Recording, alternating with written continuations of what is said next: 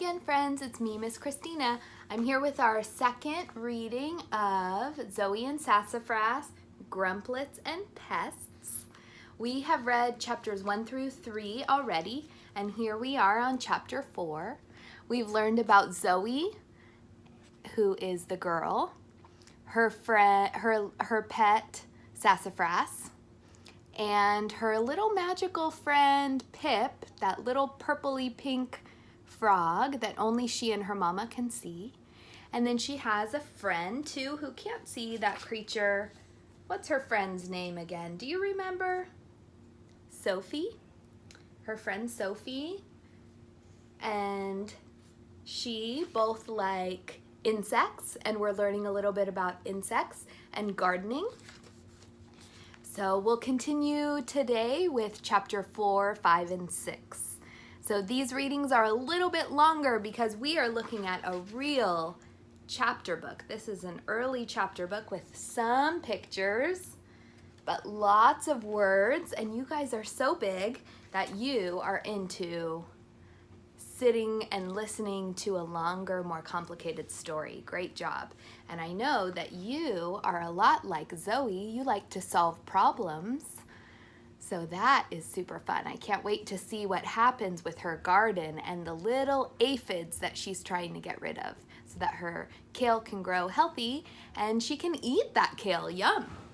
So here we go with chapter 4. It's called Mer Horses. I can't wait to find out more about that. All right, Mer Horses, chapter 4.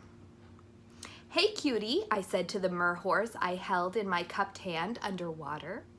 I gently pet it with my thumb. Summer was such a great time to visit the mer horses because the creek water wasn't so freezing cold on my bare legs and hands. Oh, it's summertime. Is it summertime when I'm reading this to you? It might be. It might be spring, it might be summer. Oh boy. I'd been so busy with the aphids and kale that we hadn't gone to see the mer horses all week. Now the ladybug larvae were on the job, I could finally take a break from the pests. The mer horse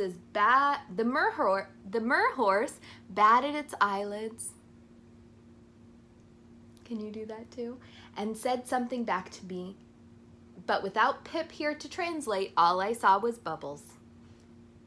Oh well, I'm sure it said something nice.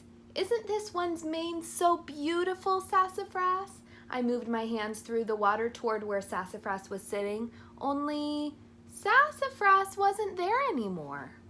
That's her cat, remember? Sass? I turned around and saw his poof of a tail twitching a little ways behind me. What do you hear, buddy? I strained my ears. Oh, something was rustling, maybe a bird. It was making a weird noise. What is that? I let the mer horse out of my hands to get a better view of Sassafras when the mer horse kicked me. Ow! I exclaimed. The happy just a minute ago mer horse pawed at my hands really hard with its front hoof. Oh my goodness, what is the matter? I frowned and snorted. Is that a frown? A grumpy face. I quickly put it in the stream by another mer horse. Now I could hear even more of those weird noises behind me. But I wanted to make sure the mer horse I had been holding was okay. I grabbed my underwater viewer so I could see under the surface better. And oh my gosh, 2 mer horses were fighting. Oh, they were kicking each other. Over near some tall grass, Sassafras gave a loud meow. One sec, Sass, I called out. I used the viewer to look across the stream. The mer horses on the other side of the stream seemed fine. Maybe just these 2 didn't get along. Still, I'd never seen mer horses be anything but sweet to each other and me.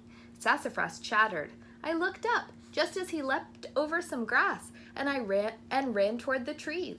Sassafras, wait! I dropped my underwater viewer and bounded after him.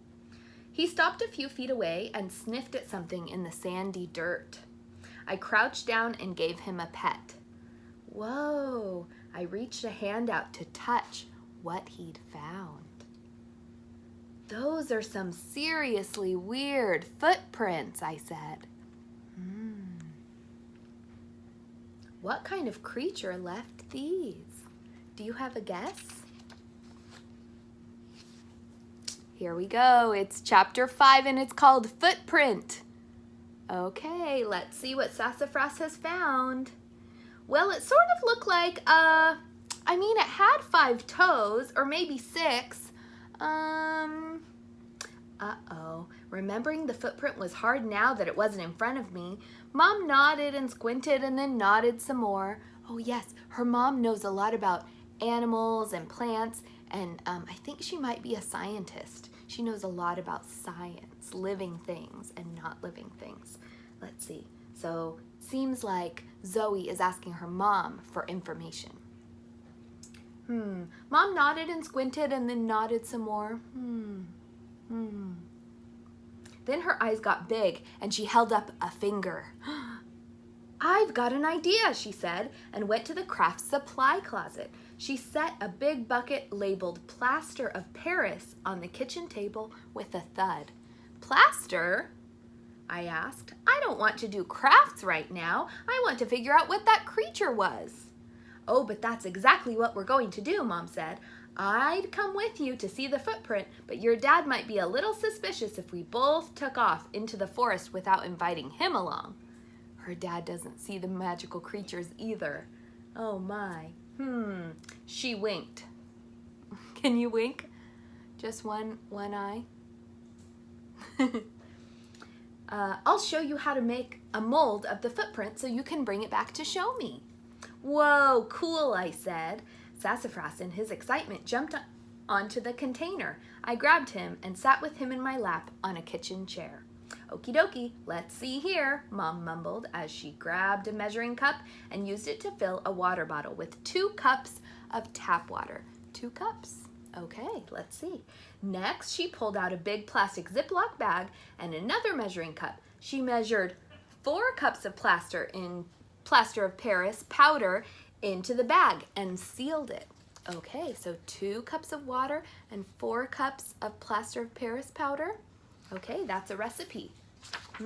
And she sealed the bag of powder shut. When you get there, you'll need to find a bunch of small sticks and 1 big one. Sticks, got it, I said. Use the small sticks to make a circle around the footprint. They'll help keep your plaster from flowing everywhere. Meow, said Sassafras. There they are planning this project to learn more about nature. And I nodded. Then take this water. She held up the water bottle and added this to the bag of plaster.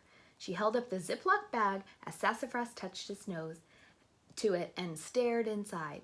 Use the big stick to mix until it's smooth. Then carefully pour it onto the center of the footprint until you fill up the whole footprint, right up to that stick border.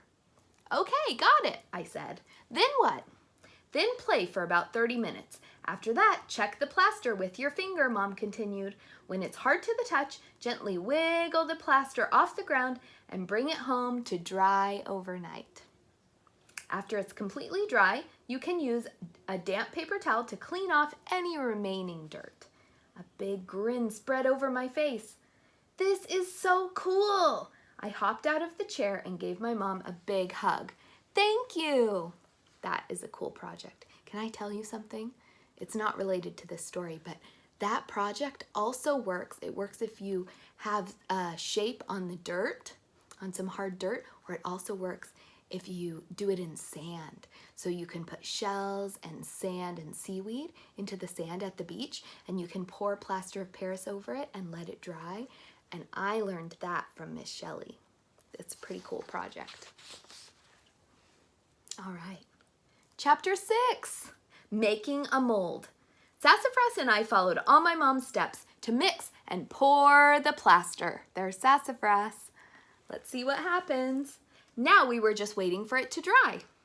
In my earlier rush to get home, I guess I'd forgotten my underwater viewer by the stream. Whoops, I said. I picked it up and peeked in at the merhorses.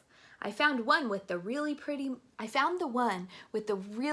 mane that was so upset earlier. It was fine, no fighting. Sassafras came over and bumped his head into my leg.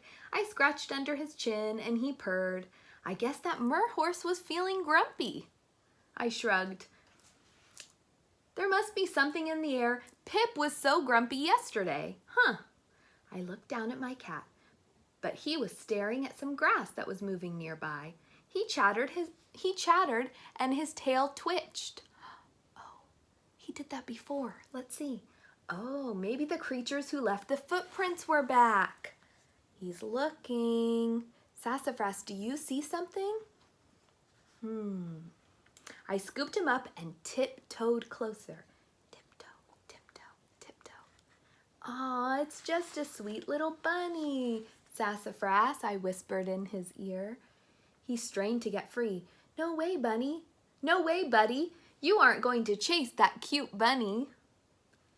It took a giant bite of grass and then chewed and chewed and chewed. Wait, didn't it sound like a much quieter version of the sound I heard at the stream earlier? And the sound I heard in my garden with Pip? I closed my eyes and tried to remember. Oh gosh, Sassafras, I think that weird noise we keep hearing is chewing. In my excitement, I had forgotten to whisper. The poor bunny froze for a moment before bolting into the forest. Oh, she scared the bunny.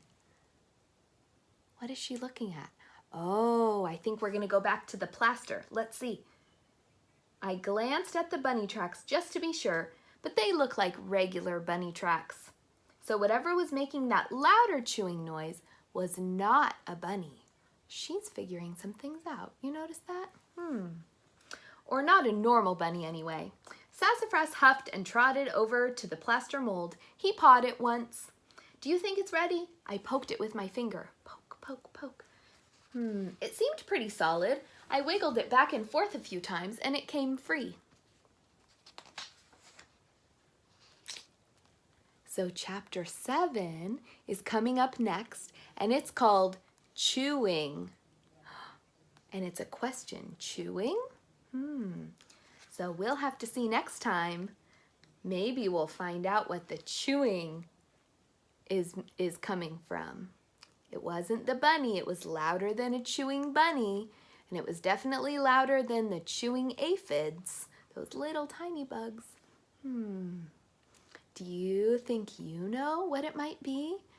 What is Zoey hearing chew? We'll have to read next time to find out. Next time we read, we'll read maybe 7 and some more chapters. I can't wait to read with you some more, friends. I'll see you next time. Bye.